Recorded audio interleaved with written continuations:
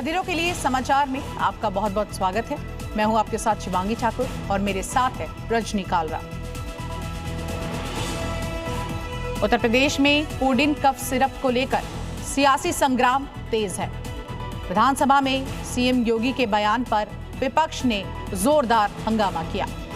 योगी ने विपक्ष पर तंज कसते हुए कहा कि चर्चा के समय भाग जाते हैं, अखिलेश भी विदेश चले जाएंगे। तो वहीं सीएम योगी के 2 नमूने वाले बयान पर विपक्ष ने सदन से वॉकआउट किया। तो वहीं दूसरी ओर अखिलेश यादव ने सोशल मीडिया पर पोस्ट के जरिए सीएम योगी के 2 नमूने वाले बयान पर जमकर पलटवार किया।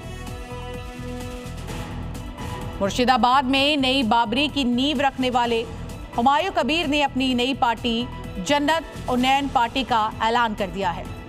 हुमायूं कबीर ने चुनाव आयोग के पास चुनाव चिन्ह की लिस्ट भी भेज दी है।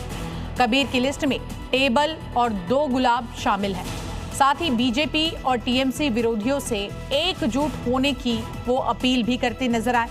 आपको बता दें कि कबीर ने 2026 विधानसभा चुनाव में 290 से अधिक सीटों पर लड़ने का दावा किया है। वहीं नए साल से पहले जम्मू कश्मीर में सुरक्षा एजेंसियां पूरी तरह से अलर्ट मोड पर हैं। जम्मू रेलवे स्टेशन पर तड़के सुबह से बड़ा सर्च और कॉम्बिंग ऑपरेशन चलाया जा रहा है। इसी बीच एनआईए ऑफिस के पास से असॉल्ट राइफल का चीनी टेलीस्कोप बरामद किया गया है। जम्मू पुलिस ने आतंकी खतरे से निपटने के लिए ग्राउंड पर कमांडो टीम उतार दी है। वहीं धरती की जन्नत कहे जाने वाले जम्मू कश्मीर में एक बार फिर से पूरा इलाका गुलजार होता नजर आया।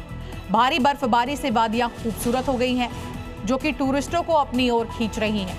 कई जगहों पर बर्फबारी से ठंड बढ़ी, लेकिन इसका कोई फर्क टूरिस्ट पर नहीं पड़ता दिख रहा है। सफेद वादियों के बीच यहां टूरिस्ट नजर आए, खेलते हुए दिखाई दिए। तस्वीरें गुलमर्ग से सामने आई है।